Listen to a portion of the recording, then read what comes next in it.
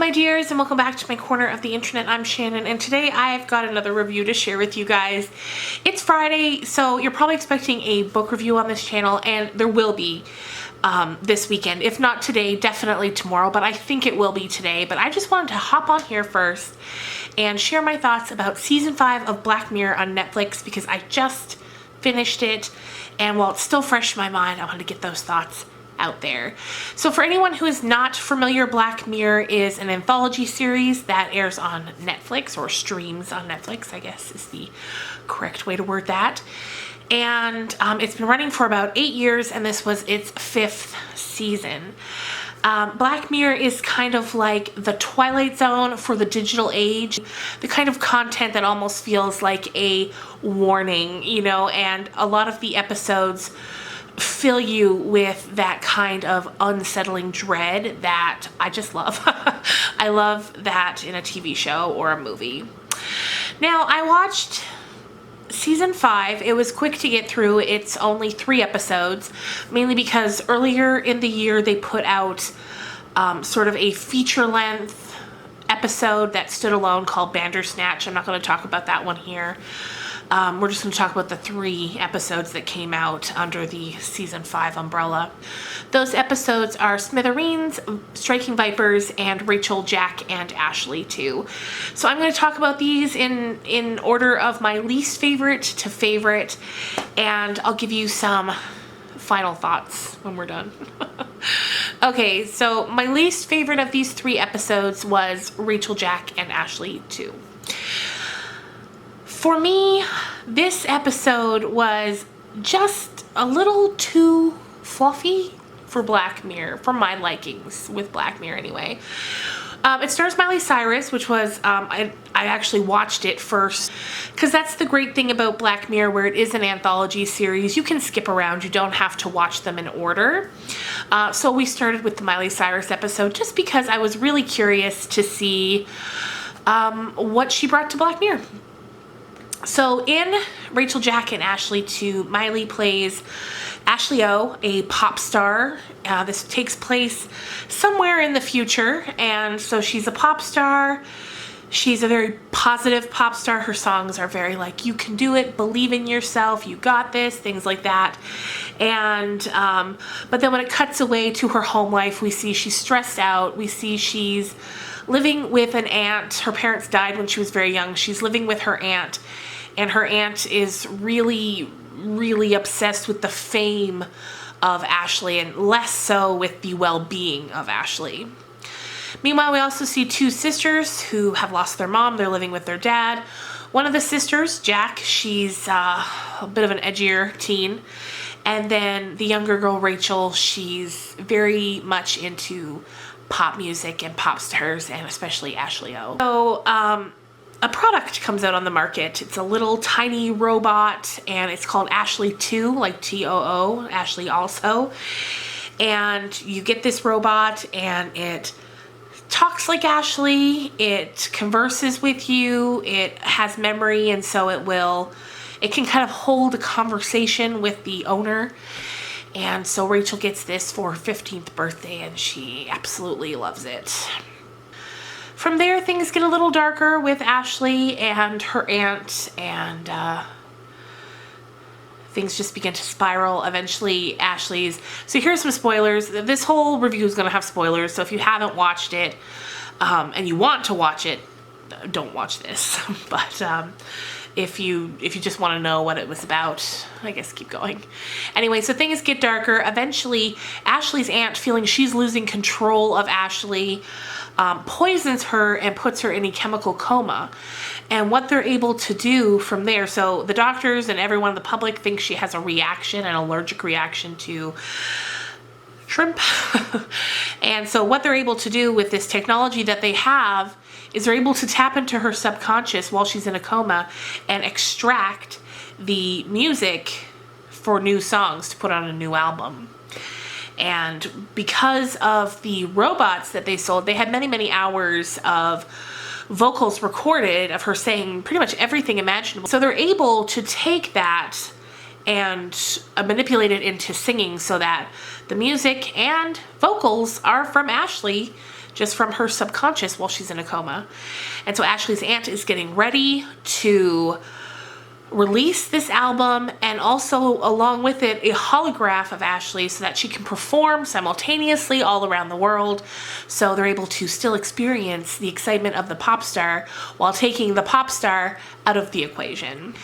Meanwhile, the two sisters with the Ashley 2 robot, long story short, at one point the older sister had taken it away, hidden it, told her she threw it out, but she didn't, so she gives it back to her once she sees how distraught Rachel is about Ashley being in the coma. They go to charge it, so they plug it in, and while they're fooling around with it, they see that they're able to kind of disconnect or unlock or erase the part of the robot's brain that kind of keeps it just saying the things it's been trained to say, and now it can say whatever, it can talk. It's basically Ashley's conscious mind inside of a robot. It gets a little off the rails there, but so anyway, the robot convinces the two girls to bring her to Ashley's home, where Ashley is in the coma because she knows the aunt is out of the house.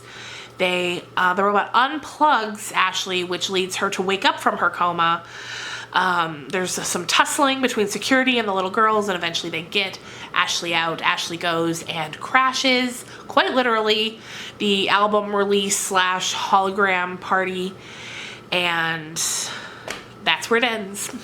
But one thing I loved about this is Nine Inch Nails, the band from the 90s. 1, 2, 3. One thing that I loved about this was Nine Inch Nails, the rock group, they had some involvement in it, in that they let Black Mirror take their song, Head Like a Hole, and redo the lyrics so that it was a Miley Cyrus positive pop song. And that's just too funny, and to me seems a little out of character for Trent Reznor, but loved it. So they did that, and Nine Inch Nails actually put out kind of collab merch with the new lyrics on the front, and then Nine Inch Nails x Black Mirror on the back. So that's so fun. And then at the end, once Ashley is free to explore her art in her own ways, we see as the credits are rolling, she's doing a more true to the original cover of Head Like a Hole, and I thought that was fun. Such a great song. I didn't hate the episode, but it was my least favorite in that it didn't, to me, feel like a Black Mirror episode. It really lacked that dread that I like from the episodes. It almost felt, if you took away the language, because they're swearing in it, if you took away the language, it almost felt like a kids channel movie, you know, about the dangers of technology. But I enjoyed it. Not my fave. Coming in the middle here, we have Striking Vipers. This one was very interesting, and the whole time I was watching it, I kept saying, I have no idea where this is headed. I had no idea where it was headed. So it starts off, we meet a man and his friend and his girlfriend. So the man's girlfriend, and then his friend. So the men's names are Danny and Carl, and the girlfriend's name is Theo. We see Danny and Carl just sitting on the couch playing video games, a game called Striking Vipers. We see them playing, they're having so much fun, they clearly love it. Then it flashes forward 11 years. Things have changed. Danny and Theo, you know, they have a home, they're married, they have a child. Carl's kind of still single, dating around, lots of beautiful women. Anyway, on the day we catch up with them, it is Danny's 38th birthday, and he's having a party at his house, and Carl is coming. We get the feeling that it's been a while since Danny and Carl have seen each other. Later we get the tidbit of info from Theo that it would probably been since Danny's last birthday, and you know, you get the sense that the two guys really miss each other, and Theo's very encouraging of them spending more time together. So while Danny and Carl are at the birthday party, Carl arrives, of course, and he brings a gift for Danny. Danny opens it, and it's the new version of the game they had been playing at the beginning, which is called Striking Vipers, and it's kind of like, it looks kind of like a Mortal Kombat fighting game sort of thing. And Danny's like, thank you so much, like, you shouldn't have done this, but this needs one of those little VR things that you attach to your head to be able to play. and I don't have one of those. And Carl's like, yes, you do. Check the bag. So he gave it to him. Flash forward to that night or a few nights later. Danny can't sleep. He gets up, he puts in the game, puts on the head chip. He sees Carl's online, and they decide to play. So like I said, it's a fighting game, and they start playing around with it. Danny's kind of getting his ass handed to him because it's been a while since he's played and he can't quite remember the buttons and whatnot to make the moves. Then Danny realizes that the sensations that your characters are feeling as you're playing, you feel them as well. So they fight around for a while. Nothing exciting happens. Then they end the session. Danny learns if you yell end game or exit game, it takes you out of the game. So the next time they play, as they're playing, instead of fighting, I think Carl moves in and kisses Danny. And this kind of shocks him. Because, you know, they're both straight men. But yeah, Carl kisses him and it kind of freaks Danny out, and then Carl gets freaked out, and then they end the session.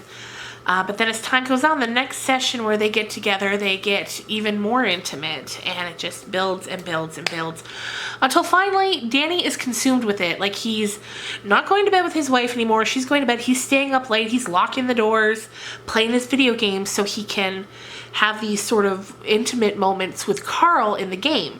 But here's the thing, and I should have mentioned this earlier, when Carl is playing, his avatar is a woman. And then, like I said, it keeps building and building. Danny is isolating himself from his wife. She's starting to notice that something is off with them. And she's worried he's having an affair, that he's not attracted to her anymore, and he tries to assure her that's not it. But he won't talk about what it is because, you know, it's weird. And where do you even begin talking about something like that? So eventually he calls it quits. He takes it out. He puts it in the box. He puts the box in the back of his cupboard, and he's like, I'm done. I cannot do this anymore. And he tries to reconnect with his wife, which he's successful in. Flash forward again, another year, and it's his birthday. But instead of a big party this year, she's just having a dinner, and she tells Danny that she's invited Carl, and she thinks this is a wonderful thing, and Danny's kind of upset, and he's like, why did you invite him? I don't want to see him. So they're having this very awkward dinner where Carl's just sitting there, Danny's just sitting there, whereas when we first meet Carl at the last party, he's very outgoing, very fun, very talkative. Now they're both just awkwardly sitting there. Theo, Danny's wife, goes to get dessert. Well, when she comes back, him and Carl are kind of fighting at the table because while she was gone, Carl was desperately trying to convince Danny to come back to the game. And, you know, Danny's like, I'm married, and he's like, but that doesn't count. It's just a game. We're not doing anything. You're not cheating on your wife. We're just playing a game.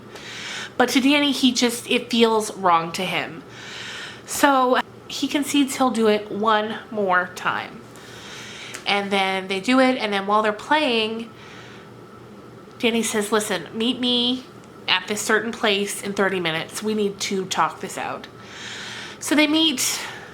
They're like, okay, I guess we're just going to have to kiss, because they're trying to figure out if it's each other they're attracted to or if they're just kind of intrigued by the relationship that their avatars inside the game are having.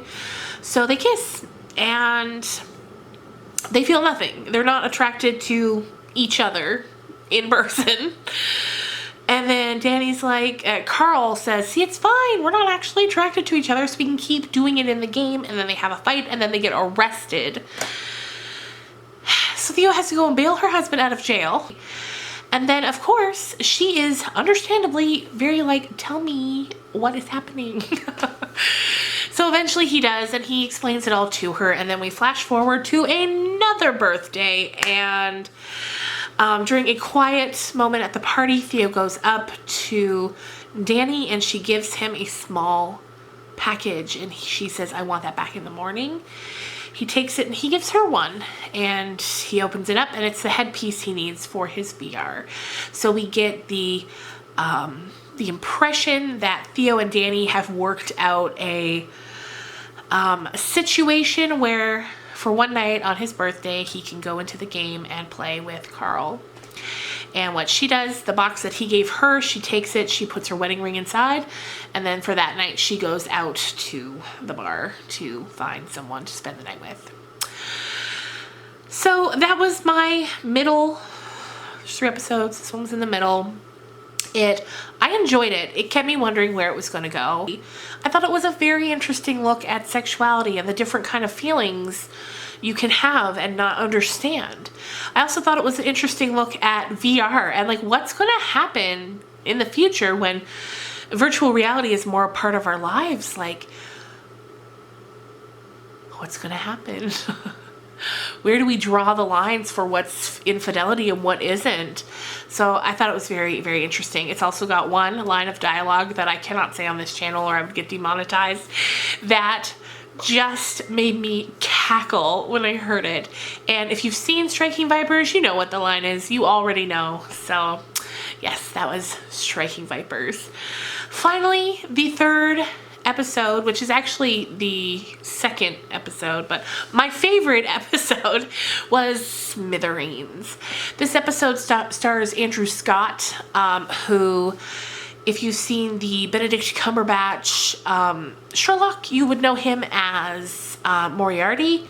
If you're watching Fleabag on Amazon, which you should be, he's in season 2 of that as the hot priest. So he is in this episode and he plays a man named Chris. And we see him, when we originally see him, it looks as though he works for a Uber type of company. It's called Hitcher in the show. And we see that he only accepts fares from a certain part of town. He's just sitting outside of a building and he's waiting for the fares of the people coming out of that building. So we can see it's very deliberate. Like, he's on a mission, he's got one thing in mind, and he's not interested in just being a driver around town. So, the first person comes out of the building that we see, and as they're getting ready to do their lift, he asks, oh, very casual, like, oh, do you work there? And she says no. So we see him be like, okay, whatever. Then he gets a second passenger later in a little while into the episode, and he asks that guy, do you work for the company, which is Smithereens? And the guy says yes. And that's where the episode really begins to kick off. He starts off by telling the guy, like, oh, there's construction, we need to take another route. Oh, is that okay? The guy says yes. While they're driving, the guy, he's really into his phone. As we've seen in the scenery, everybody's very into their phone. And so when the guy says yes, it's okay to take an alternate route, we see Chris cancel the route. And we know something bad's about to happen. So he's driving on these very out-of-the-way roads. He finally drives into a small tunnel where he stops the car. He then turns around. The guy's kind of like, where are we? He turns around. He has a gun on this kid. And he says, you work for Smithereens.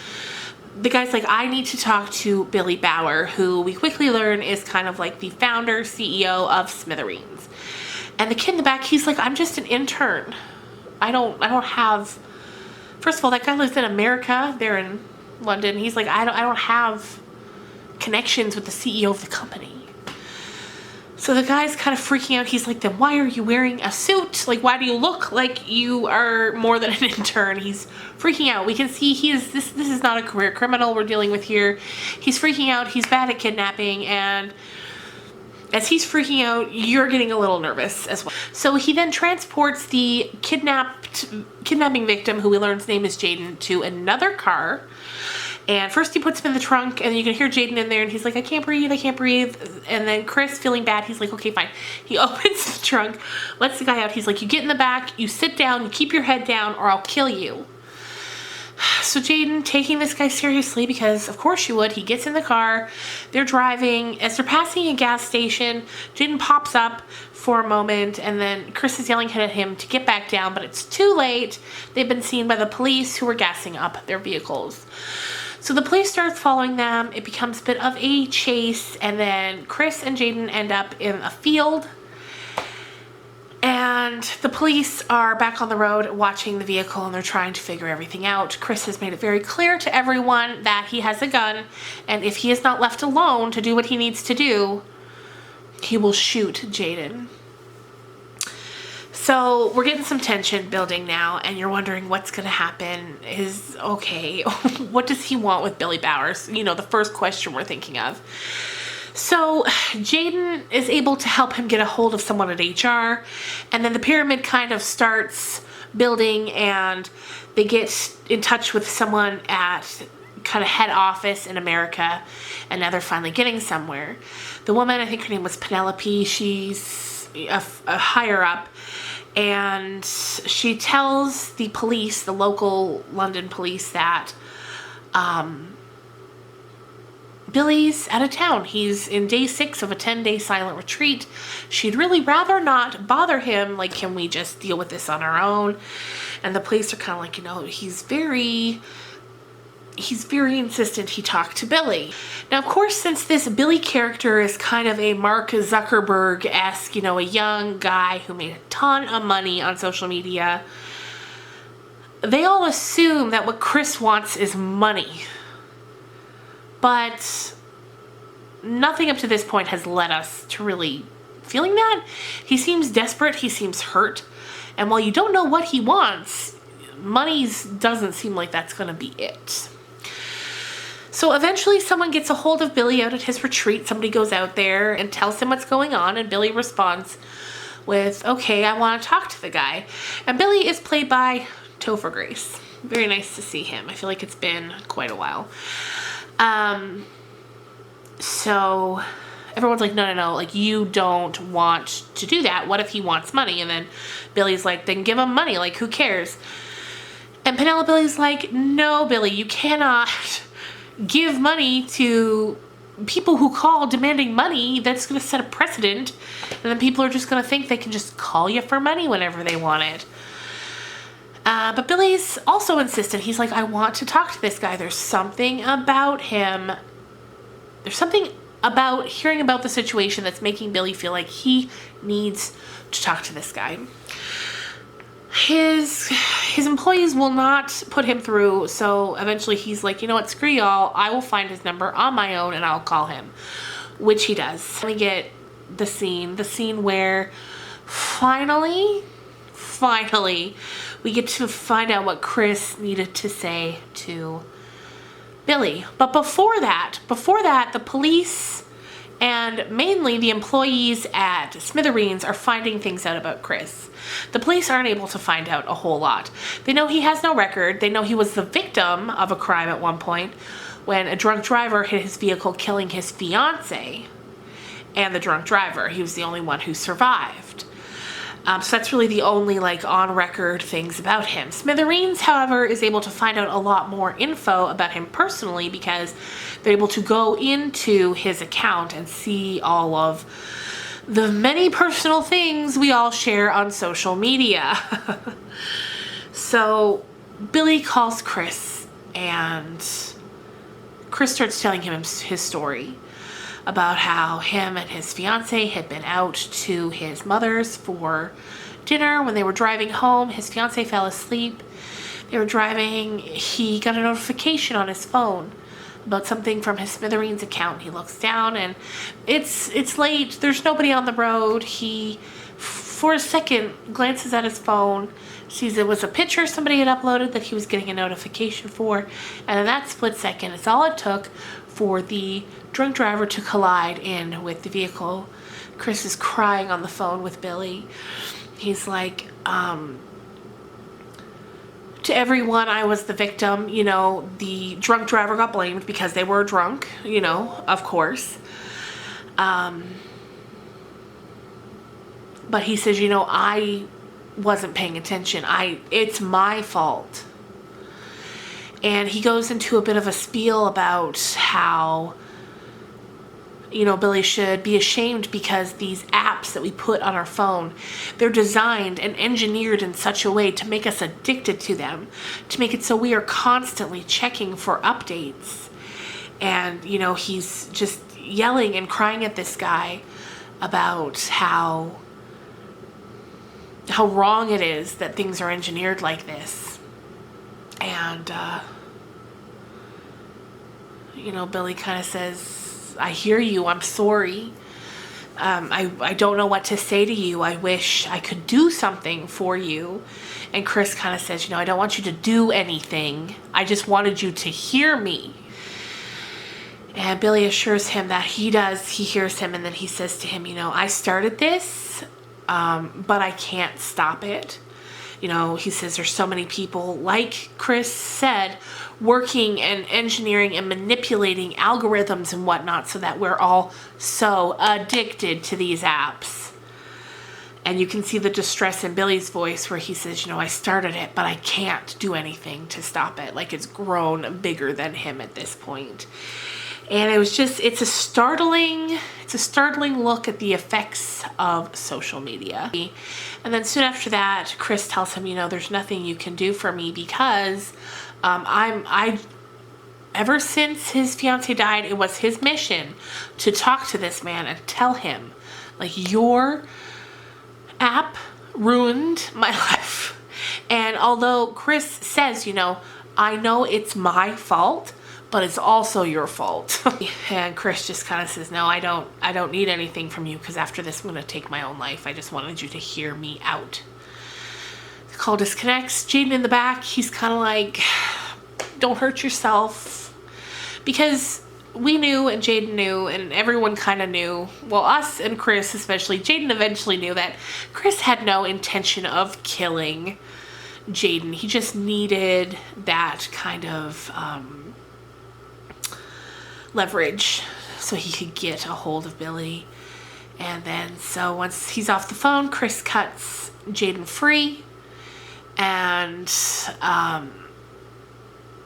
before Jaden can get out of the car, he goes to reach for the gun because he doesn't want Chris to hurt himself. The police outside the vehicle think that they are sort of tussling with the gun, and so they take a shot at Chris, and we get the notion that they were successful in taking him out, which works because that's what he wanted. He didn't want to live anymore without his fiance.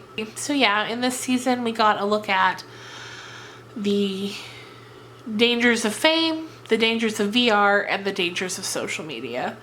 It wasn't a bad season by any means, and like I said, Smithereens was my favorite episode. I thought it had more of the trademark Black Mirror dread, just stress. When I watch a Black Mirror episode, I want to be stressed out. And with the first two I talked about, I didn't really feel that, but with Smithereens I did. And one thing that was missing from this season, which every other season really seemed to have, was a bit of horror. There was no really scary bits, whereas with other seasons, in every other season, there was at least one where you really got some fear, some horror elements to it. So I missed that as well, but all in all, I'm glad I saw it. I'll be interested to see what season 6 manages to do whenever that comes out. And I might rewatch some of the past seasons, some episodes. There's so many great episodes. So many great episodes. Let me know if you watch Black Mirror. Let me know in the comments down below what is your #1 favorite episode, because I would love to know. And that's going to do it for me for now, you guys. But I promise my book talk is coming, if not tonight, tomorrow, but probably tonight. Like I said, I just wanted to get this out there. But let me say, this was a much longer video than I thought it was going to be. I was like, yeah, we'll hop on. It'll be 5-10 minutes. Move on to the next thing. I think we're like 20 minutes in at this point. Anyway, I hope you enjoyed. I hope you have a great weekend, and I'll see you in my book talk video very soon.